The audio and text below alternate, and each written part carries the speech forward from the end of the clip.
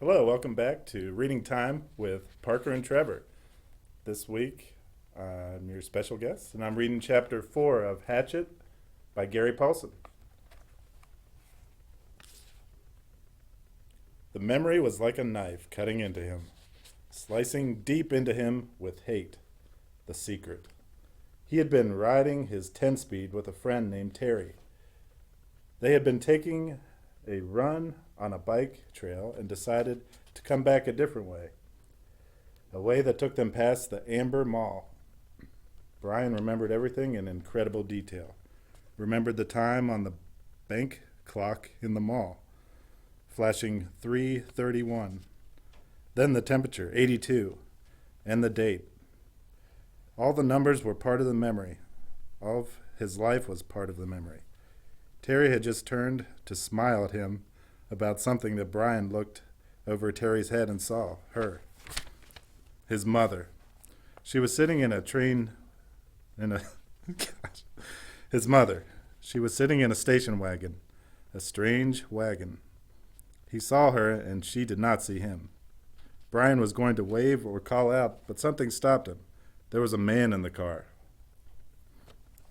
Short blonde hair the man had, wearing some kind of white pullover tennis shirt.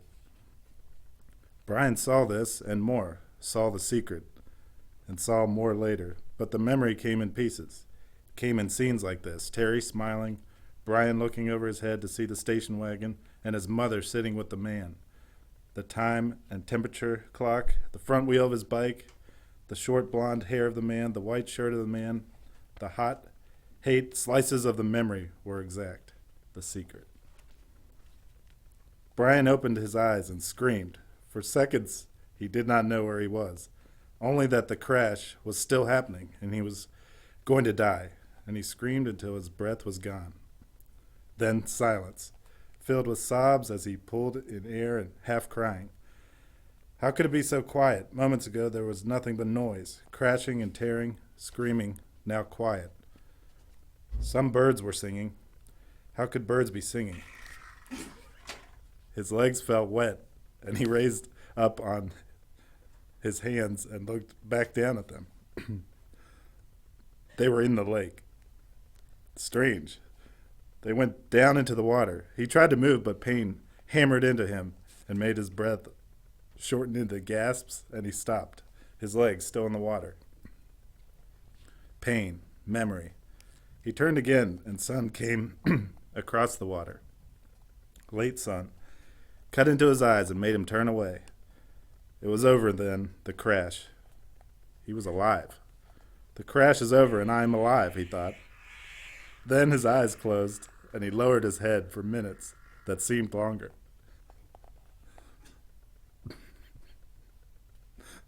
I'm going to redo that one. There was a noise. The crash is over and I am alive, he thought. Then his eyes closed and he lowered his head for minutes that seemed longer. When he opened them again, it was evening, and some of the sharp pain had abated. There were many dull aches, and the crash came back to him fully. Into the trees and out onto the lake. The plane had crashed and sunk in the lake, and he had somehow pulled free. He raised himself and crawled out of the water, grunting with the pain of movement. His legs were on fire, and his forehead felt as if somebody had been pounding on it with a hammer. But he could move. He pulled his legs out of the lake and crawled on his hands and knees until he was away from the wet, soft shore and near a small stand of brush of some kind. Then he went down, only this time to rest, to save something of himself.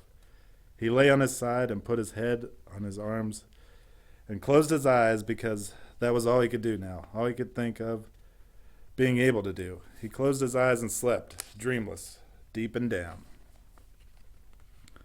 There was almost no light when he opened his eyes again. The darkness of night was thick, and for a moment he began to panic again. To see, he thought, to see is everything, and he could not see, but he turned his head without moving his body and saw that across the lake the sky was a light gray, that the sun was starting to come up, and he remembered it had been evening when he went to sleep. Must be morning now, he mumbled, it almost in a hoarse whisper. As the thickness of sleep left him, the world came back. He was still in pain, all over pain. His legs were cramped and drawn up, tight and aching, and his back hurt when he tried to move. Worst was a keening throb in his head that pulsed with every beat of his heart. It seemed that the whole crash had happened to his head. He rolled on his back and felt his sides and his legs, moving things slowly. He rubbed his arms. Nothing seemed to be shattered or even sprained all that badly. But when he was 9, he had plowed his small dirt bike into a parked car and broken his ankle. Had to wear a cast for 8 weeks. And there was nothing now like that. Nothing broken, just battered around a bit. His forehead felt massively swollen to the touch, almost like a mound out over his eyes, and it was so tender that when his fingers grazed it, he nearly cried. But there was nothing he could do about it, and like the rest of him, it seemed to be bruised more than broken. I'm alive, he thought. I'm alive. I could have been different. It could have been different. There could have been death. I could have been done. Like the pilot, he thought suddenly. The pilot in the plane down in the water, down in the blue water, strapped in the seat. He sat up, or tried to. The first time, he fell back. But on the second attempt, grunting with the effort, he managed to come to a sitting position and scrunched sideways until his back was against a small tree where he sat facing the lake, watching the sky get lighter and lighter with the coming dawn.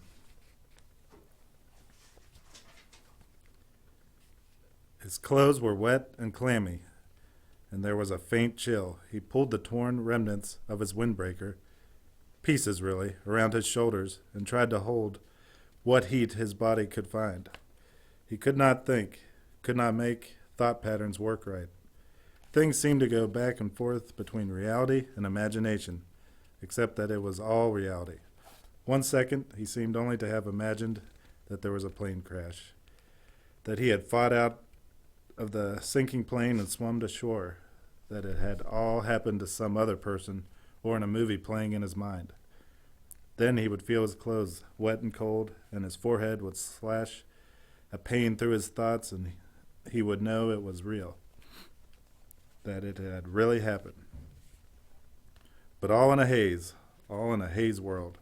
So he sat and stared at the lake, felt the pain come and go in waves, and watched the sun come over the end of the lake.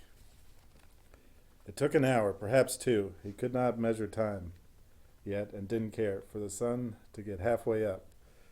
With it came some warmth, some bits of it at first, and with the heat came clouds of insects, thick, swarming hordes of mosquitoes that flocked to his body, made a living coat on his exposed skin, clogged his nostrils when he inhaled, poured into his mouth when he opened it to take a breath. It was not possibly believable, not this. He had come through the crash, but the insects were not possible. He coughed them up, spat them out, sneezed them out, closed his eyes, and kept brushing his face, slapping and crushing them by the dozens, by the hundreds. But as soon as he cleared a place, as soon as he killed them, more came, thick, whining, buzzing masses of them, mosquitoes and some black flies he had never seen before, all biting, chewing, taking from him. In moments his eyes were swollen shut and his face puffy and round to match his battered forehead. He pulled the torn pieces of his windbreaker over his head and tried to shelter it, but the jacket was full of rips and it didn't work. In desperation, he pulled his T-shirt up to cover his face, but that exposed the skin on his lower back, and the mosquitoes and flies attacked the new soft flesh of his back so viciously that he pulled the shirt back down. In the end, he sat with the windbreaker pulled up, brushed with his hands, and took it, almost crying in frustration and agony. There was nothing left to do.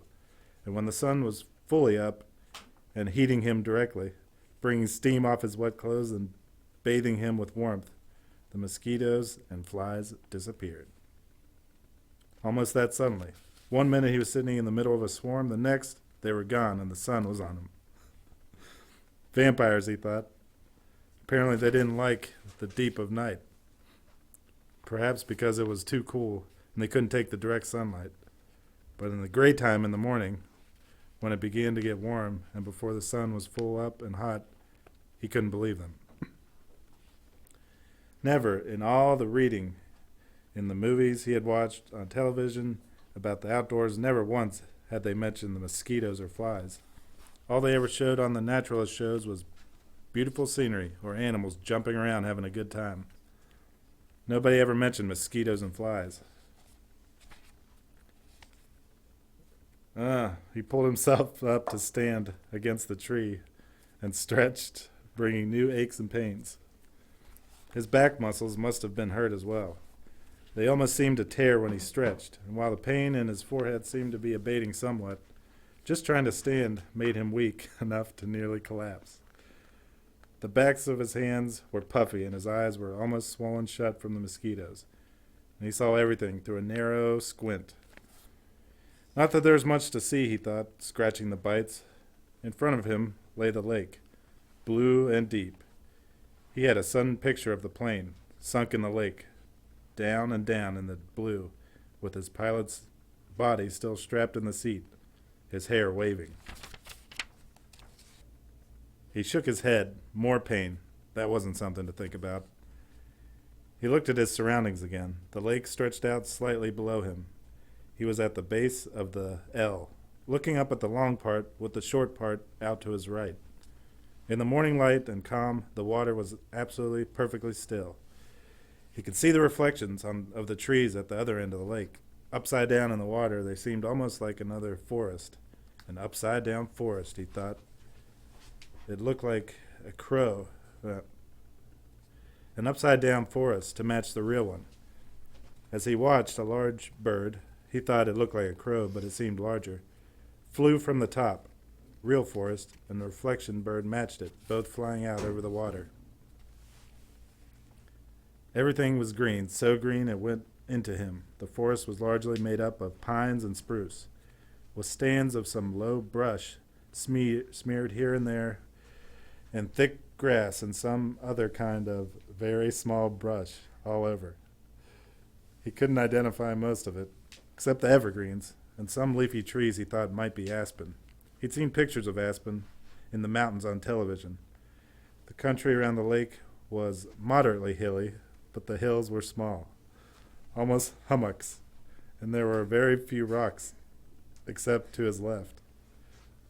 There lay a rocky ridge that stuck out overlooking the lake, about 20 feet high. If the plane had come down a little to the left, it would have hit the rocks and never made the lake. He would have been smashed, destroyed. The word came. I would have been destroyed and torn and smashed, driven into the rocks and destroyed. Luck, he thought. I have luck. I had good luck there, but he knew that was wrong. If he had had good luck, his parents wouldn't have divorced because of the secret, and he wouldn't have been flying with a pilot who had a heart attack. He wouldn't be here where he had to have good luck to keep from being destroyed. If you keep walking back from good luck, he thought, you'll come to bad luck. He shook his head again, wincing, and another thing not to think about. The rocky ridge was rounded and seemed to be of some kind of sandstone, with bits of darker stone layered and stuck into it. Directly across the lake from it, at the inside corner of the L, was a mound of sticks and mud rising up out of the water, a good 8 or 10 feet. At first, Brian couldn't place it, but knew that he somehow knew what it was, had seen it in films. Then a small brown head popped to the surface of the water near the mound and began swimming off down the short leg of the L, leaving a V of ripples behind, and he remembered where he'd seen it. It was a beaver house called a beaver lodge in a special he'd seen on Public Channel. A fish jumped, not a large fish, but it made a big splash near the beaver. And as if by a signal, there were suddenly little splops all over the sides of the lake along the shore as fish began jumping. Hundreds of them, jumping and slapping the water. Brian watched them for a minute, still in the half-daze, still not thinking well. The scenery was very pretty, he thought, and there were new things to look at, but it was all a green and blue blur, and he was used to the gray and black of the city, the sounds of the traffic, city. Traffic, people talking, sounds all the time. The hum and whine of the city. Here, at first, it was silent. Or he thought it was silent, but when he started to listen, really listen, he heard thousands of things. Hisses and blurks, small sounds, birds singing, hum of insects, splashes from the fish jumping. There was great noise here, but a noise he did not know. And the colors were new to him, and the colors and noise mixed in his mind to make a green-blue blur that he could hear as a hissing pulse sound, and he was still tired, so awfully tired, and standing had taken a lot of energy somehow, had drained him. He supposed he was still in some kind of shock from the crash, and there was still the pain, the dizziness, the strange feeling. He found another tree, a small pine with no branches until the top, and sat with his back against it, looking down on the lake with the sun warming him. And in a few moments, he scrunched down and was asleep again. That's been chapter 4 of Hatchet by Gary Paulson. Next time, Trevor's going to read chapter 5. If you want to see our list of all the videos so you can follow along with us, just go to our Facebook page, and there's a playlist called Reading Time with Trevor and Parker, and all the episodes will be there.